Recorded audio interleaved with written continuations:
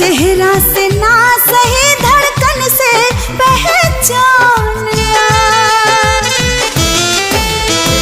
बेवफा कहे से पहले वफा का जान ला। चेहरा से ना